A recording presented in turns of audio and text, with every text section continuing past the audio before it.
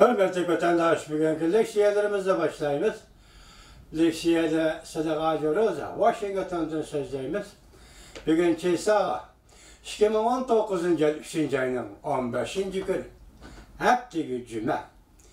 Bugünkü vaziyette avval iki cümle keltireyli desek fakat bir yerde bir cümleli söz var. Şu söz bugünkü vaziyetin belgelidir de oylayman. Onu tümendisiyle leksiyede anlayışla hürmetli vatandaş.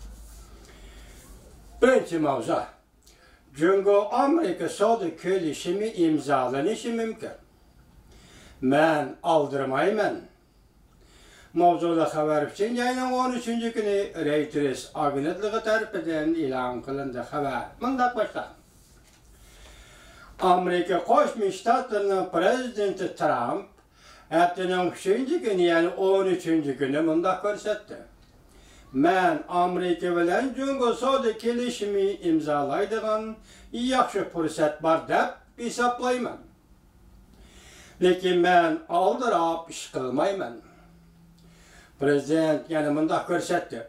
Cumhur'un reisi Xi Jinping bilen görüşüp Savdo Kelişimi imzalaştı yanıla halayman. Prezident Trump Aksaray'da muhbirlığa mındak görsetti. Men Savdo Kelişimi imzalaştığın yaxşı fırsatı var dep hesaplayman. Ula yani Cumhur Savdo Kelişimi imzalaştı ümit kılıdır. Lekin Prezident Trump mındak görsetti. Men aldırap iş kılmayman. Çünkü men doğru kelişim imzalaştı ümit kılıman. Prezident Trump yani mındak görsetti. Eğer mümkün olmasa biz kelişim imzalamasak mı boladı? Amerika taraf imzalaydigan kelişimning mazmuni cümleden Cumhurda kurulma karakterlik islahat elip berişni öz içi geliş gerek. Ben sizge etmek olan bir cümle, mana Prezident Trump'ның öz ağzı bilen aytilgan bir cümle, hazırki vaziyetni ve kelgüsü vaziyetni belgilegen bir cümle, del mana şu bir cümle. Vatandaş, dikkat. Eğer mümkün olmasa tekrarlayma vatandaşım. Biz kelişim imzalamasak mı boladı?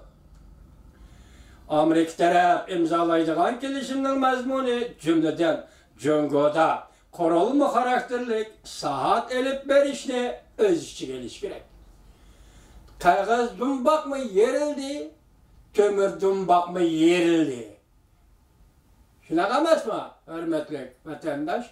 Soğukunun Sakyamının alqırıdı 70 xitim özgürüşümü ayaklaştı. Tügüdü. 70 xitim özgürlüğün Soğukunun oyunları mı ahırlaştı. Tügüdü. Prezident Trump ne dedi? Kelişiminin mazmunu cümleden Cumhurda kurulma karakterlik saat elip berişini öz içi geliş gerek. Cümleden akli mülk hukuku mu şunun içinde? Prezident Trump bilen Xi Jinping asadi şu ayının ahiri yuqori darajalik suhbat ötküzüp kelişim imzalap iki devlet o'rtasidagi savdo urushini oxirlashtirmoqchi edi. Lekin ikki taraf suhbat o'tkazayotganligi uchun vaqt belgilanmagan. New York vaqt gazeti xabar qilib mundaq ko'rsatdi. Cumhur Moshe hafta ichida Prezident Trump bilan Xi Jinping suhbati o'tkazishga ikkilenip kaldı. Çünkü kelişim imzalamay turupla Prezident Trump'ның 5 dakika ketip kelişinden ansırdı.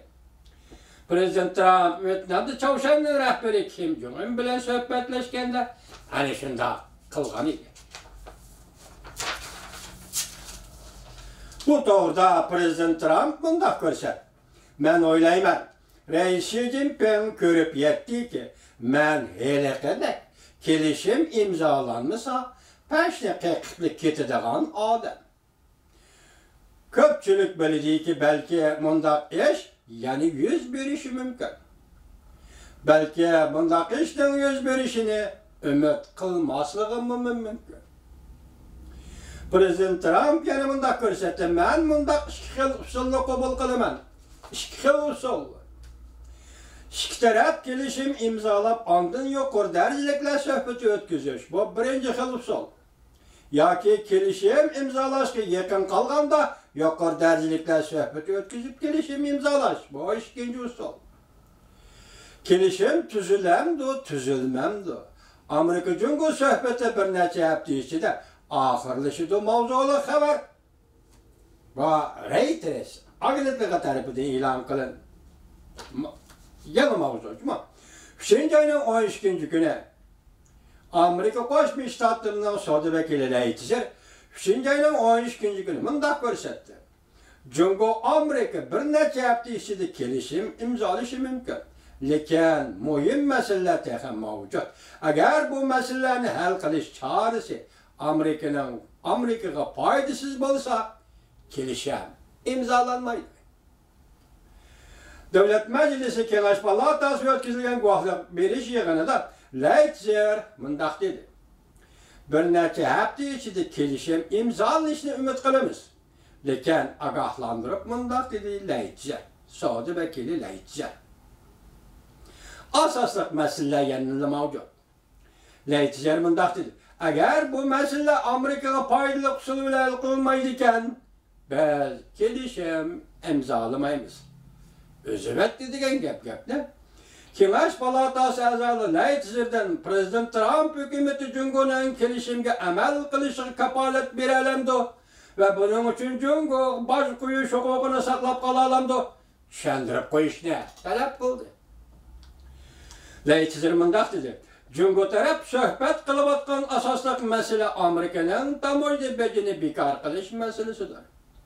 Agar bu bir xil yo'l qo'yish hisoblanadigan bo'lsa, dal hozir muhokama qilinayotgan masala dal mushu masaladir.